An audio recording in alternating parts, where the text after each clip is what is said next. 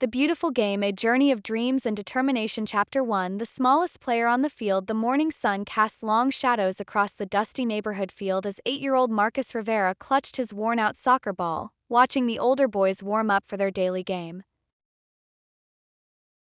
Barely 4 feet tall and weighing only 55 pounds, Marcus looked like a toothpick among the 12 and 13-year-olds who dominated the makeshift pitch behind the community center. "Hey, little man, you sure you want to play with us today?" called out Diego, the unofficial captain of the group.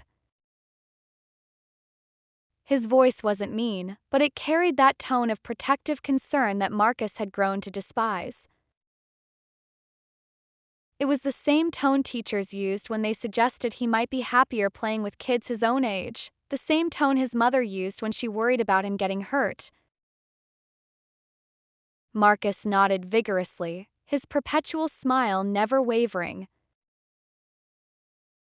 "I'm ready, Diego. I've been practicing." The truth was, Marcus had been practicing, but not in the way most kids did. While other children his age were content with casual kickabouts in their backyards, Marcus spent hours each evening in his small bedroom, watching soccer videos on his older brother Carlos's laptop. He studied every movement, every technique, every strategy he could find on the grainy YouTube videos that loaded slowly on their family's unreliable internet connection.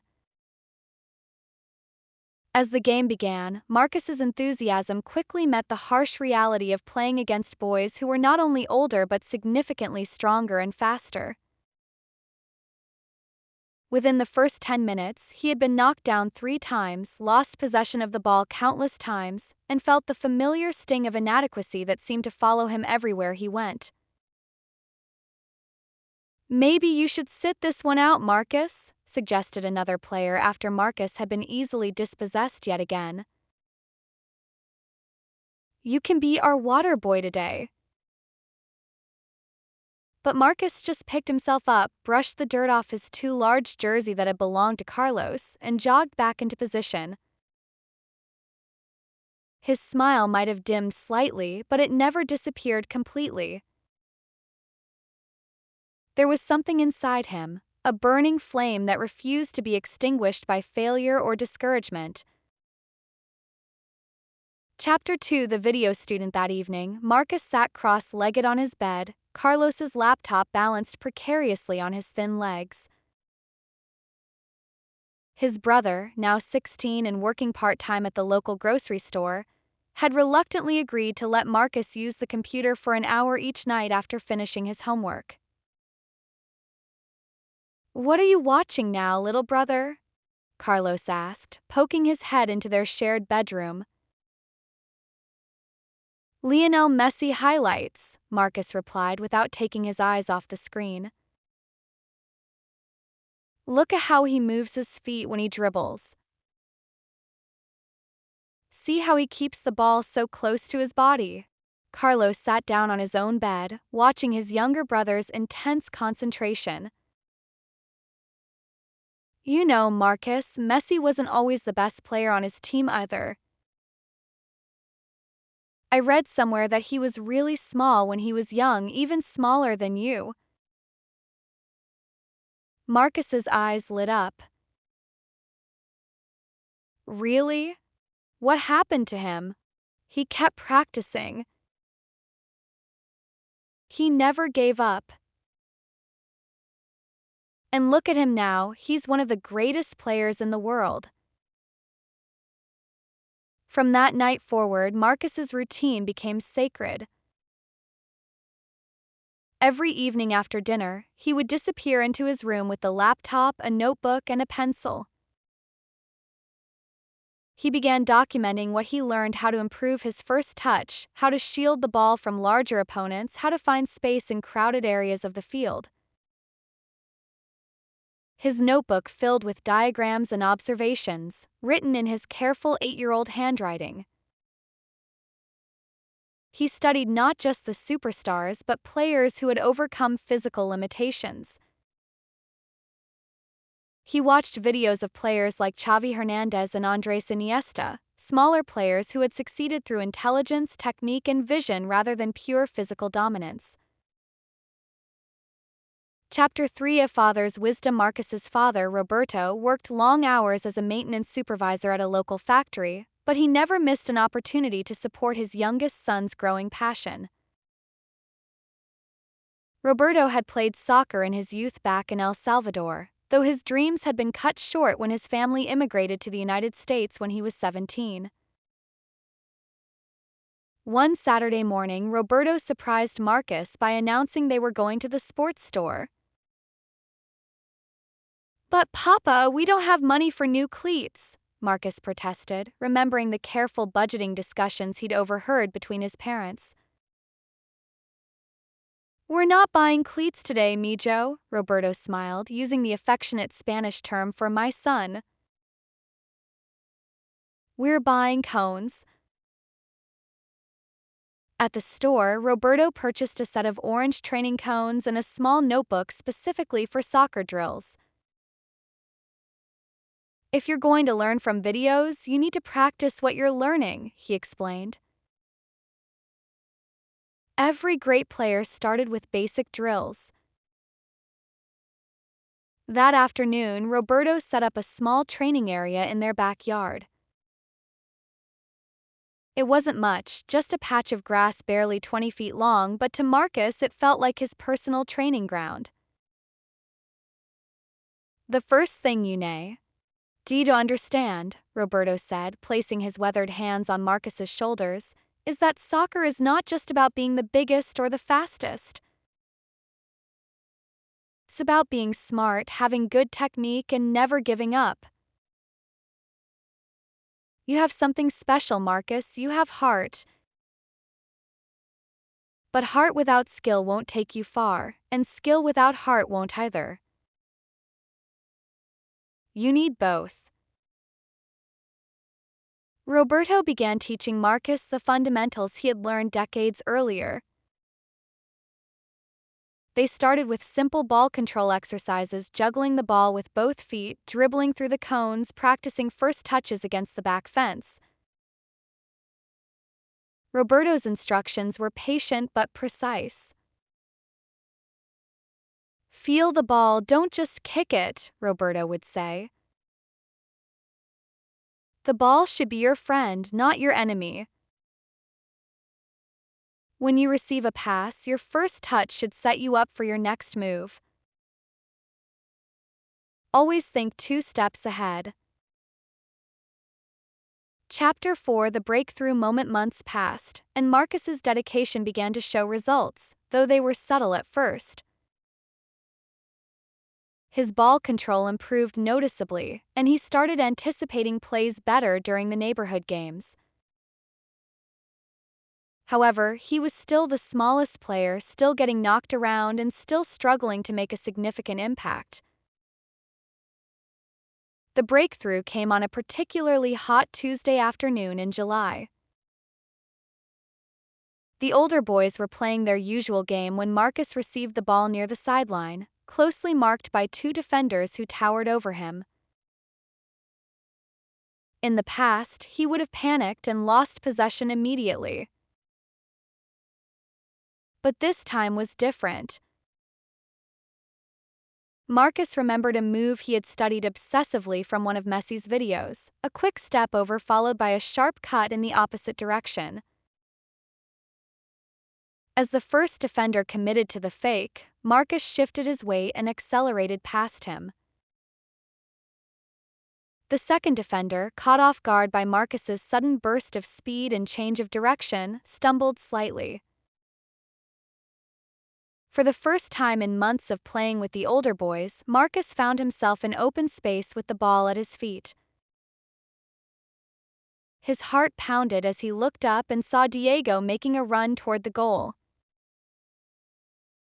Without hesitation, Marcus delivered a perfectly weighted pass that split the defense and found Diego's feet just inside the penalty area. Diego scored easily, and as he celebrated, he ran back to Marcus with a huge grin. "Where did that come from, little man? That was an incredible pass." Marcus beamed with pride, but more importantly, he felt something shift inside him. For the first time, he had contributed meaningfully to the game. He had shown that size wasn't everything, that intelligence and technique could overcome physical limitations. Chapter 5 Building Confidence. Word of Marcus's improvement began to spread around the neighborhood. The older boys started looking for him when they needed an extra player, and gradually they began treating him less like a charity case and more like a legitimate teammate. Roberto noticed the change in his son's demeanor. Marcus walked taller, spoke more confidently about soccer, and spent even more time studying videos and practicing in the backyard. But Roberto also recognized that his son needed more structured training if he was going to continue improving. "Marcus," Roberto said one evening after dinner, "I think it's time you joined a real team." Marcus's eyes widened. "But Papa, those teams cost money. And I'm still smaller than everyone else." "Let me worry about the money," Roberto replied. "As for being smaller, remember what I told you, soccer is about more than size. Besides, you're getting stronger every day." It was true. Marcus's daily training routine had begun to pay dividends beyond just his technical skills. While he was still small for his age, his body was becoming more athletic. Constant running, the agility work through the cones, and the endless hours of ball work were building lean muscle and improving his coordination. Roberto had been saving money for months, setting aside small amounts from each paycheck. He had also been researching local youth soccer programs, looking for one that emphasized skill development over just winning games.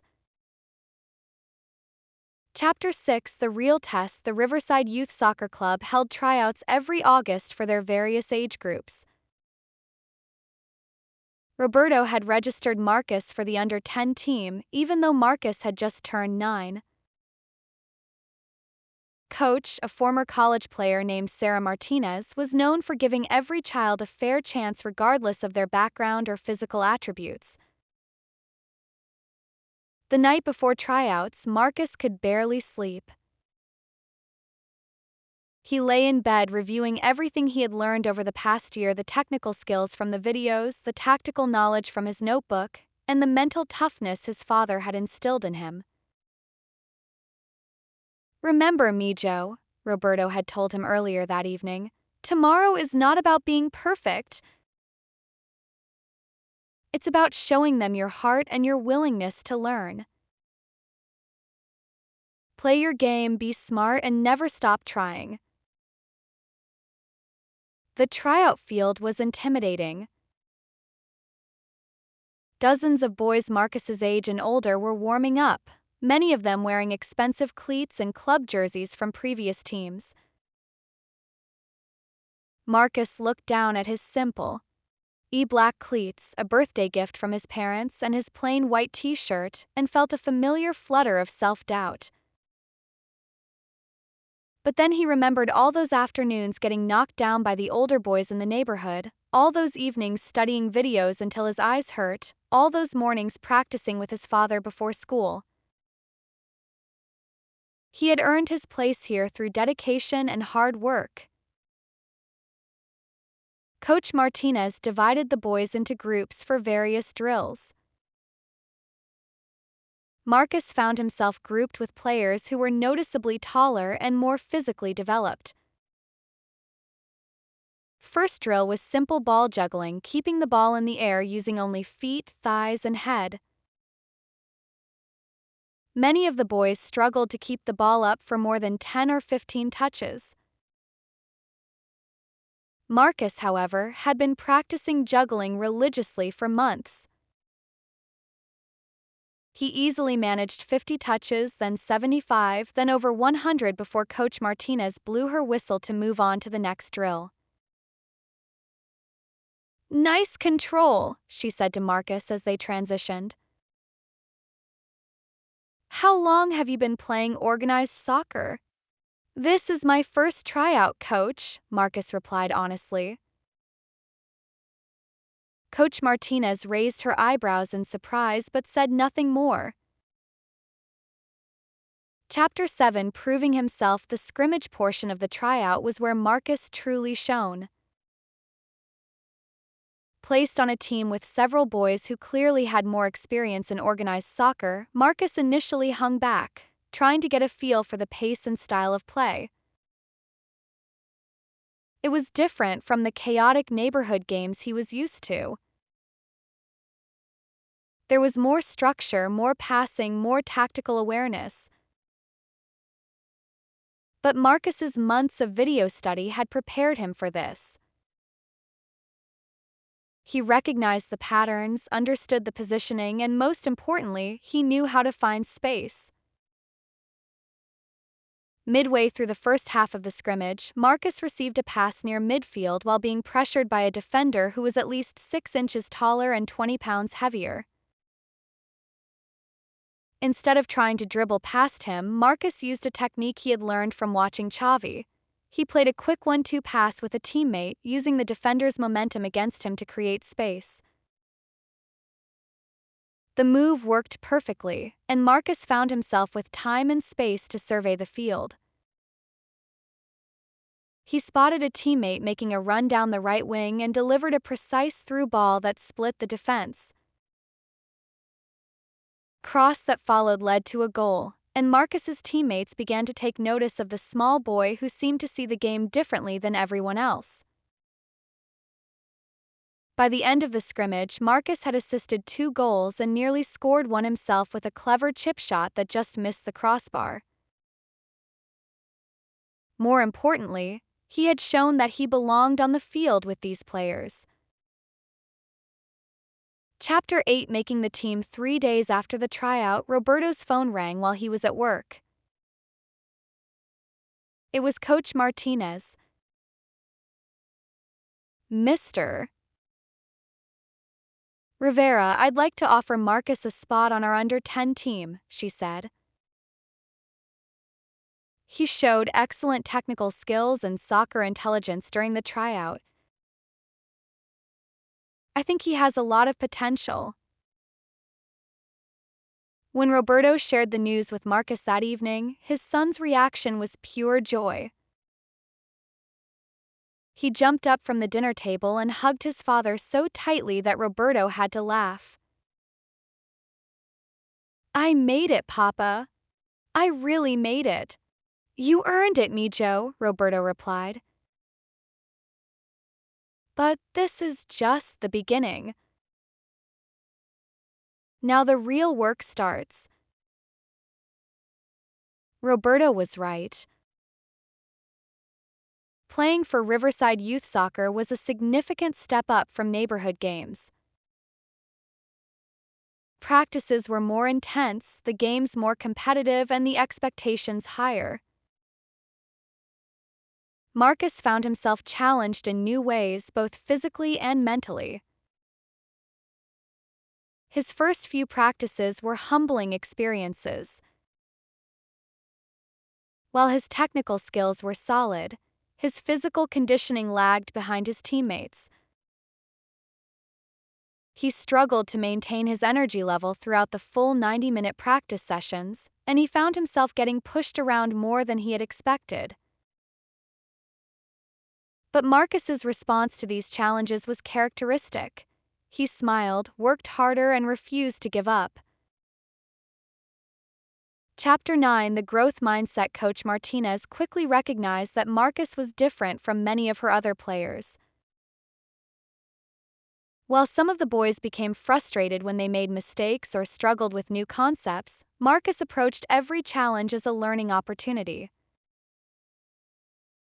"Marcus, I want you to work on your weak foot," Coach Martinez told him after a practice where he had consistently favored his right foot. Great players can use both feet equally well.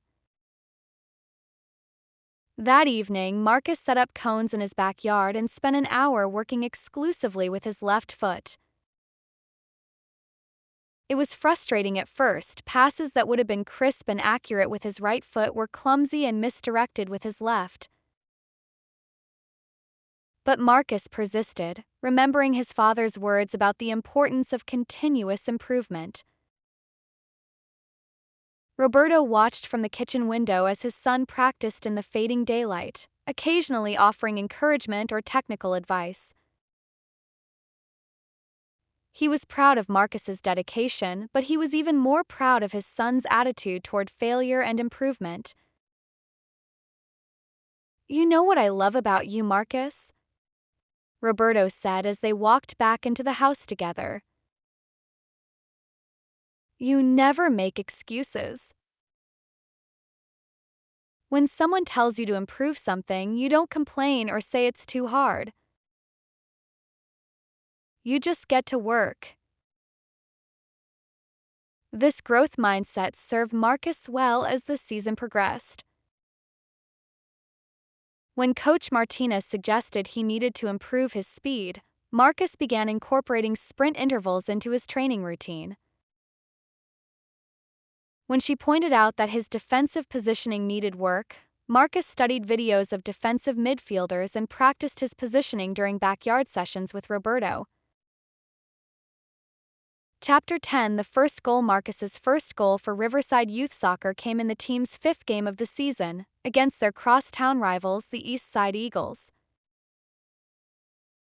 The Eagles were known for their physical, aggressive style of play, and many of Marcus's teammates were intimidated by their reputation. The game was scoreless at halftime, with both teams creating few clear scoring opportunities. Marcus had played well, completing several key passes and helping his team maintain possession, but he hadn't been able to create the breakthrough moment his team needed. Early in the second half, Marcus received a pass about 25 yards from goal. The Eagles' defense had been focusing on Riverside's bigger, more physical forwards, and they didn't pay much attention to the small midfielder who had been quietly orchestrating play all game. Marcus took a touch to control the ball, looked up to assess his options, and noticed that the goalkeeper was positioned slightly off his line. Without hesitation, Marcus struck the ball with his right foot, aiming for the far corner of the goal. The ball sailed over the goalkeeper's outstretched hands and nestled into the top corner of the net. For a moment, there was silence as everyone processed what had just happened. Then Marcus's teammates erupted in celebration, mobbing the small boy who had just scored one of the most spectacular goals any of them had ever seen. Roberto, watching from the sideline, felt tears welling up in his eyes. This was the moment he had dreamed of since Marcus first picked up a soccer ball, the moment when all the hours of practice and encouragement paid off in the most beautiful way possible. Chapter 11. Recognition and growth. Marcus's goal against Eastside was featured in the local newspaper's sports section, complete with a photo of his celebration. The headline read, "Small player, big dreams." 9-year-old Rivera shows size isn't everything. The attention was flattering, but Marcus remained focused on improvement. He continued his rigorous training routine, spending hours each week working on different aspects of his game. His notebook, now in its second volume, was filled with observations about professional players, tactical diagrams, and personal goals. Coach Martinez began giving Marcus more responsibility on the team, often asking him to play in a deeper midfield role where his vision and passing ability could have maximum impact. Marcus thrived in this position, becoming the team's primary playmaker and earning the respect of teammates who had initially doubted whether such a small player could contribute meaningfully. By the end of his first season with Riverside, Marcus had scored 6 goals and assisted 12 others, impressive numbers for a player who was younger and smaller than most of his opponents. More importantly, he had proven to himself that he belonged at this level of competition. Chapter 12: The next level. As Marcus entered his second year with Riverside Youth Soccer, now playing for the under-11 team, he faced new challenges. The level of competition had increased significantly, and many of his opponents were not only older and bigger but also more technically skilled than the players he had faced the previous year. Roberto noticed that Marcus seemed more serious about his training, more focused on the details of his development. Playful 8-year-old who had started this journey was evolving into a dedicated young athlete with clear goals and ambitions. "Papa," Marcus said one evening after practice, "Coach Martinez thinks I should start training with the under-12 team sometimes. She says it will help me develop faster." Roberto smiled. "What do you think about that?" "I'm nervous," Marcus admitted. "Those players are really good. But I remember what you told me about always challenging myself. I think I should try it." Training with older, more skilled players pushed Marcus to elevate his game even further. He had to think faster, move quicker, and be more precise with his technical execution. The experience was challenging but invaluable, forcing him to develop the mental toughness and adaptability that would serve him well in the years to come. Chapter 13: The scholarship opportunity. During Marcus's third season with Riverside, when he was 11 years old, a scout from the prestigious Metro Soccer Academy attended one of the team's games. Metro was known throughout the region for developing professional players, and earning a spot in their program was considered a pathway to high-level soccer. Marcus was unaware of the scout's presence as he played one of the best games of his young career. He scored twice and assisted 3 more goals in a 6-1 victory, demonstrating not only his technical skills but also his leadership qualities as he encouraged teammates and made tactical adjustments throughout the game. After the game, the scout approached Coach Martinez and asked about the small midfielder who seemed to control the entire game. "That's Marcus Rivera," Coach Martinez replied. "He's special. I've never coached a player with his combination of technical ability, soccer intelligence, and work ethic." 2 weeks later, Roberto received a phone call that would change Marcus's life. Metro Soccer Academy was offering Marcus a partial scholarship to join their program, which included professional-level coaching, strength and conditioning programs, and academic support. The family held a long discussion that evening about the opportunity. The scholarship covered most of the costs, but there would still be significant expenses for equipment, travel, and other fees. More importantly, the time commitment would be substantial: practices 4 times per week plus games on weekends. "What do you want to do, Marcus?" Roberto asked his son. Marcus's answer came without hesitation: "I want to be the best soccer player I can be, Papa. If this program can help me get there, then I want to do it." Chapter 14: The Academy Challenge. Marcus's first day at Metro Soccer Academy was both exciting and intimidating. The facility was unlike anything he had ever seen: multiple full-size fields with perfect grass, a state-of-the-art gymnasium, and training equipment that looked like it belonged in a professional club. His new teammates were impressive as well. Many of them had been playing organized soccer since they were very young, and several had already been identified as potential future professionals. Marcus felt small and inexperienced in comparison, but he reminded himself of all the challenges he had already overcome.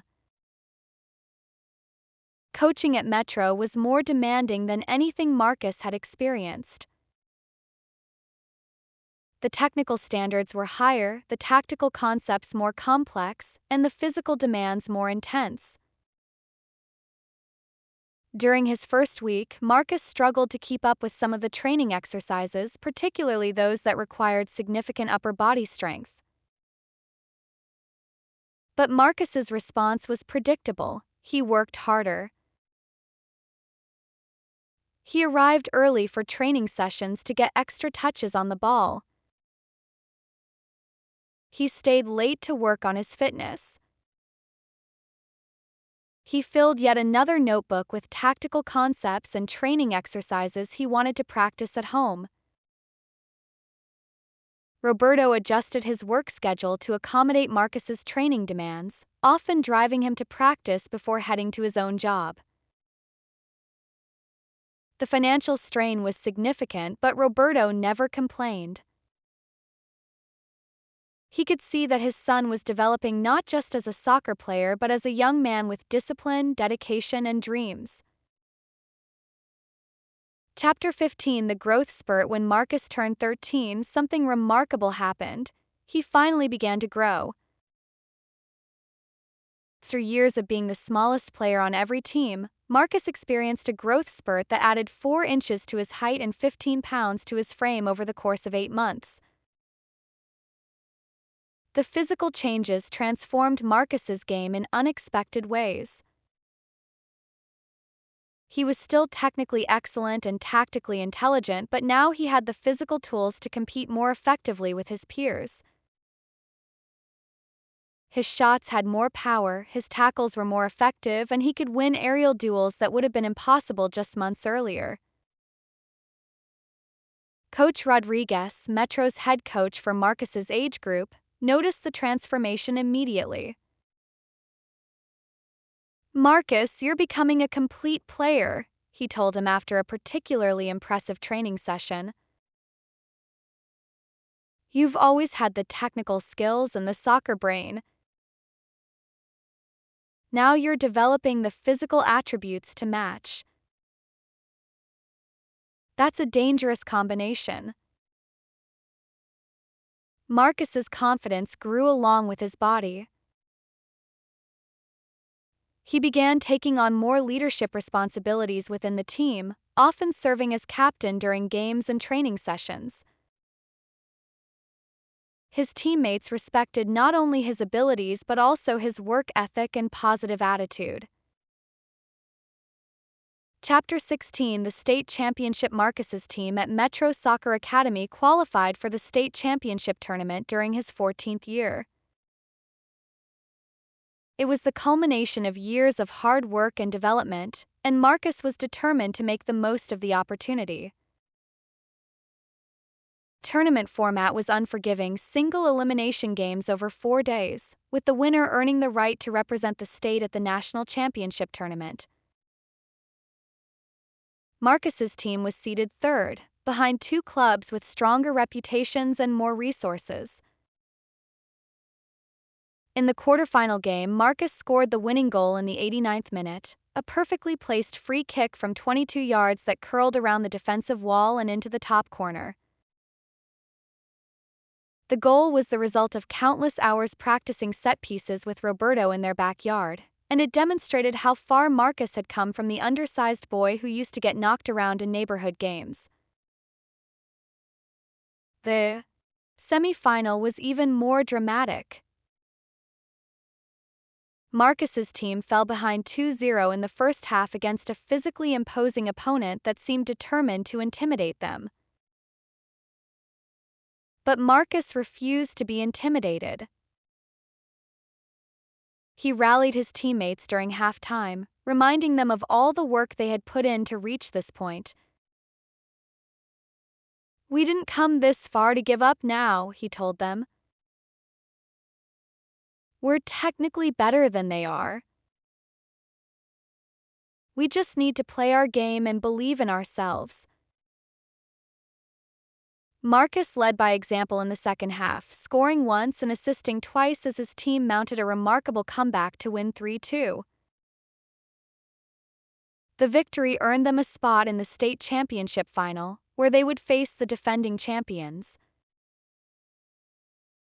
Chapter 17 The Championship Final The state championship final was played at the State University's soccer stadium in front of nearly 3,000 spectators.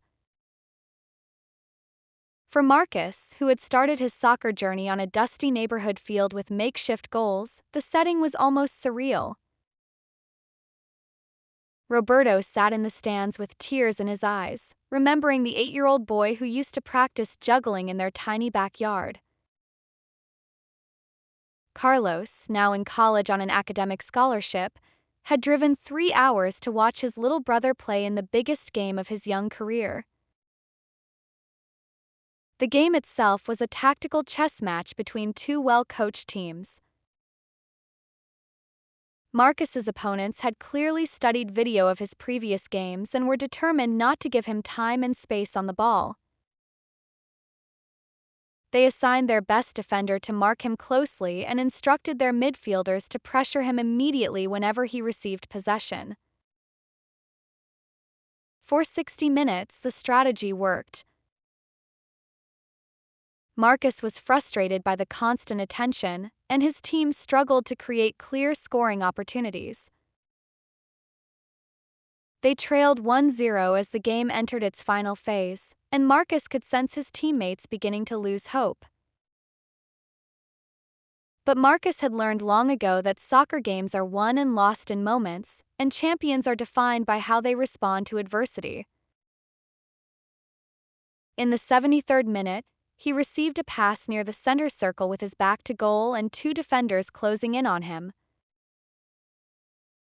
Instead of trying to turn and face the goal, Marcus played a quick heel pass to a teammate who had made an overlapping run.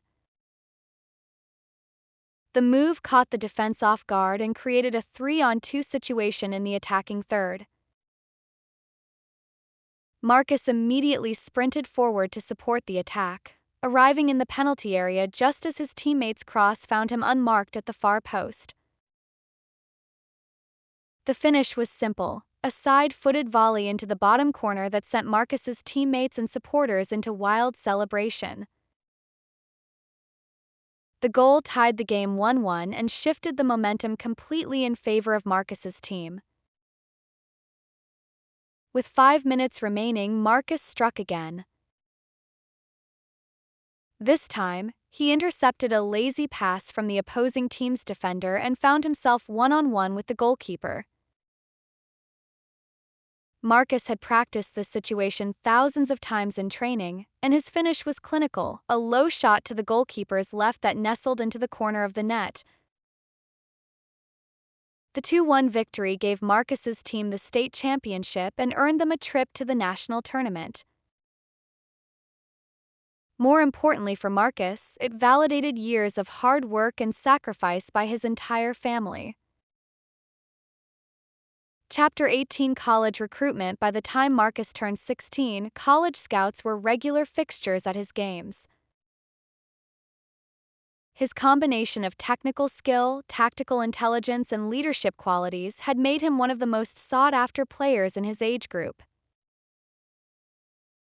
The recruitment process was overwhelming at first. Phone calls from college coaches, official visit invitations, and scholarship offers created a whirlwind of activity that Marcus had never experienced before. Roberto, who had never attended college himself, felt out of his depth navigating the complex world of collegiate athletics. Fortunately, Coach Rodriguez at Metro Soccer Academy had extensive experience helping players through the recruitment process. He sat down with Marcus and Roberto to discuss the various options and help them understand what each opportunity might mean for Marcus's future.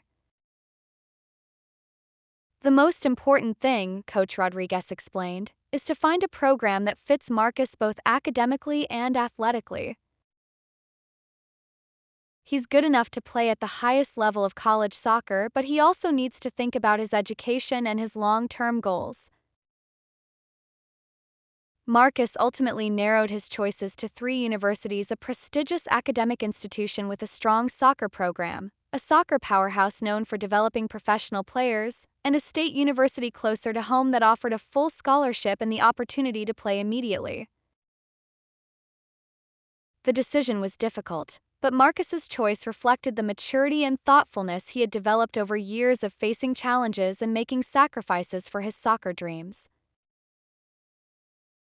He chose the prestigious academic institution, reasoning that a high-quality education would serve him well regardless of whether his professional soccer dreams materialized. Chapter 19: College Success. Marcus's college career exceeded even his own optimistic expectations. He earned a starting position as a freshman, becoming the youngest player ever to captain the university's soccer team. His impact was immediate and significant. The team won their conference championship in his first year and advanced to the NCAA tournament's Elite Eight. College games suited Marcus perfectly. The tactical sophistication and technical demands played to his strengths, while the physical nature of the competition no longer intimidated him as it had when he was younger.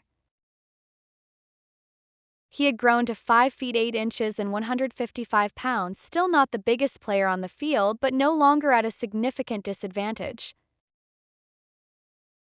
Roberto attended every home game and as many away games as his work schedule allowed. Watching Marcus play at this level, surrounded by other exceptional players and coached by professionals, filled Roberto with pride and amazement.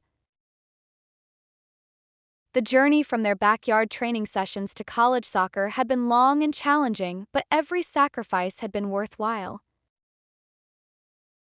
During his sophomore year, Marcus was named to the All-American team and began attracting attention from professional scouts. Major League Soccer teams and even some international clubs sent representatives to watch him play.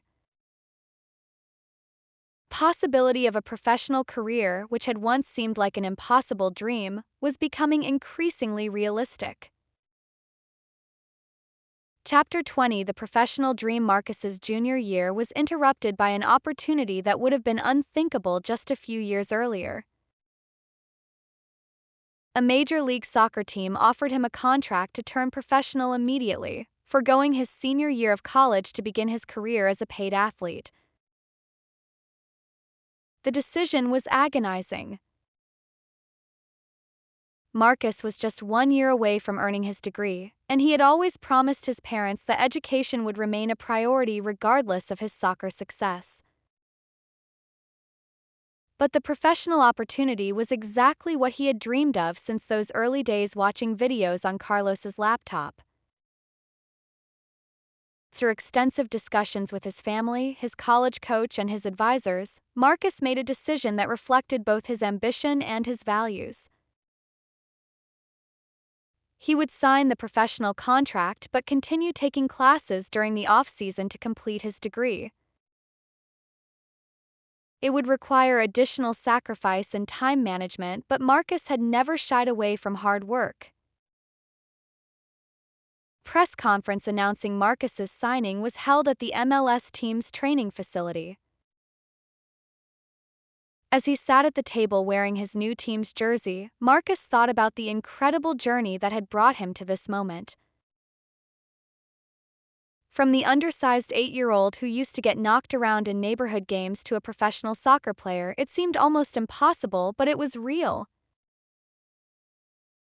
Roberto sat in the front row of the press conference, wearing his best suit and trying not to cry as his son answered questions from reporters. When one journalist asked Marcus about the key to his success, his answer was immediate and heartfelt. "My father always told me that soccer is about more than being the biggest or the fastest," Marcus said. "It's about having heart, working hard, and never giving up on your dreams. I've been lucky to have people in my life who believed in me even when I was small and struggling." This is for all of them, especially my dad, who spent countless hours helping me become the player and person I am today. Epilogue: The beautiful game continues. Marcus's professional career flourished over the following years.